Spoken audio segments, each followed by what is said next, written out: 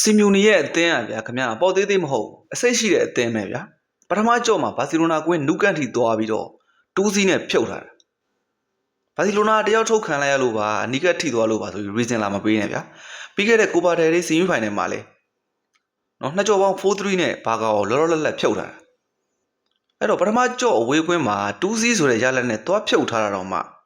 စီမြူနီရဲ့အသင်းอ่ะလူတွေရဲ့အတိမှတ်ပြုမှုကိုတိတ်မခံခဲ့ရအောင်လူတွေရဲ့ပါဆက်ဖျားမှာဘာစီလိုနာအစောအစီအနီးထိသွားလို့ပါနောက်တစ်ကြောဘာစီလိုနာကမ်ဘက်နဲ့ပြန်လာမှာပါအဲ့လိုထင်နေကြတော့မယ်သူတို့ရဲ့ကစားပုံကြောက်လာတော့မသိဘူးစီမြူနီရဲ့အသင်းဟာဒီတွဲဆိုင်နေတဲ့မှာဆိုရင်တိတ်ပြီးတော့လူကြိုက်မများဘူးဗျာနောက်တစ်ဆင့်တက်ဖို့အတွက်လူကြိုက်များတဲ့အသင်းထဲမှာမပါဘူးအဲ့တော့အက်တလက်တီကိုမက်ဒရစ်ဆိုတာလာလီဂါမှာဆိုရင်ဗျာဘာစီလိုနာပြီးရင်ကျွန်တော်တို့အတွက်ဒုတိယပြိုင်ဘက်ပဲပွင့်လင်းပြောရရင်ကျွန်တော်ကြိုက်တဲ့အသင်းထဲမှာပါတယ်နော်သူတို့ရဲ့ကစားကွက်ကကဘာပေါ်မှာတခြားဘယ်အသင်းထဲမှမတူ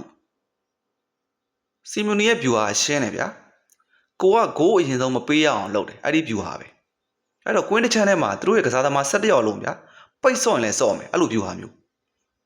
အဲ့တော့အသင်းကြီးတွေထဲမှာဆိုရင်ဒီ deep block low block ကိုဆော့တဲ့ဒီရှားပါပါအသင်းကိုပြပါဆိုရင်ဒီအက်တလက်တီကိုမက်ဒရစ်ပဲအဲ့တော့အက်တလက်တီကိုမက်ဒရစ်ကိုစီမြူနီစပြီးကင်တွယ်တဲ့2017ကလေးကနေပြီးတော့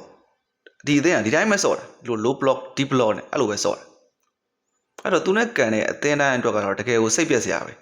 လာမဲ့ဘာစီလိုနာနဲ့ပွဲမှာလဲ17ယောက်လုံးဆင်းပြီးတော့ပိတ်ဆော့မှာတေးကြတယ်အဲ့တော့အက်တလက်တီကိုရဲ့ဒီ low block deep block တွေကိုအဲ့ဒီနှစ်ထပ်ခံစစ်ကိုဘာစီလိုနာတိုက်စစ်ကကြော်နိုင်မှာမလား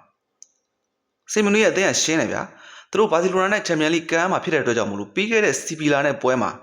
သူတို့ရဲ့အဓိကကစားသမား17ယောက်လုံးနီးပါးကိုအနာပေးတာအဲ့တော့ဘာစီနဲ့ပွဲမှာသူတို့အင်ပြအားပြည့်ပဲဘာစီလိုနာကတော့ဗျာရှေ့ကအက်စပန်ညိုနဲ့ပွဲမှာသူတို့ရီယယ်မက်ဒရစ်ကိုအမှတ်ဖြတ်ကမှာဖြစ်တဲ့အတွက်ကြောင့်မလို့အဓိကကစားသမားအားလုံးနီးပါးပွဲချိန်ပြည့်ကစားထားတယ်အက်တလက်တီကိုမက်ဒရစ်ဆိုင်သူတို့ကပို့ပြီးတော့ပွဲပန်းထားတဲ့သဘောပဲအက်တလက်တီကိုမက်ဒရစ်ဆိုရင်ဗျာသူတို့ရဲ့ကစားဟန်ကြောင့်လာတော့မသိဘူးလူတွေကထင်သေးကြတယ်ဗျာတိတ်လူကြိုက်မများဘူးဗျာအက်တလက်တီကိုမက်ဒရစ်ကဒီစီမြူနီကင်တွယ်တဲ့လက်ထက်မှာပဲ2017ကစားပြီးခုချိန်ကြီးချန်ပီယံလိဖိုင်နယ်ကို2ကြိမ်တက်ထားမှုတယ်မှတ်မိကြလားမသိဘူး2013 2014မှာတစ်ကြိမ်2015 2016မှာတစ်ကြိမ်ချန်ပီယံလိဖိုင်နယ်ကို2ကြိမ်တက်ဖို့တယ်အဲ့ဒီ2ကြိမ်လုံးကရီယယ်မက်ဒရစ်နဲ့တွေ့တာရီယယ်မက်ဒရစ်ကပဲနိုင်ပြီးပိုဆွဲသွားတာအဲ့တော့2ကြိမ်လုံးကသူတို့ရီယယ်မက်ဒရစ်နဲ့တွေ့ပြီးတော့ဒုတိယနဲ့ပဲသူတို့ကျင်းနေခဲ့ရတယ်အဲ့တော့အက်တလက်တီကိုမက်ဒရစ်ပေးသက်တွေဆိုရင်ဗျာရီယယ်မက်ဒရစ်ဆိုရင်အခုထိအိမ်မက်ထက်ထိကြောက်လန့်နေကြတော့မယ်အိမ်မက်ထက်ထိမုန်းနေကြတော့မယ်အဲ့တော့အက်တလက်တီကိုမက်ဒရစ်တင်ကစိတ်ပြက်စရာကောင်းတော့အောင်ဗျာခံစစ်ကိုပိတ်ဆော့တဲ့အသင်းဗျာဒါပေမဲ့ခံစစ်ကိုပိတ်ဆော့တဲ့အသင်းဖြစ်လို့သူတို့ရဲ့တိုက်စစ်ကိုကြည့်လိုက်အောင်လော့ကမန်တို့ဂရစ်မန်တို့အဲဗာရက်စ်တို့တကယ်မြန်နှုံးမြင့်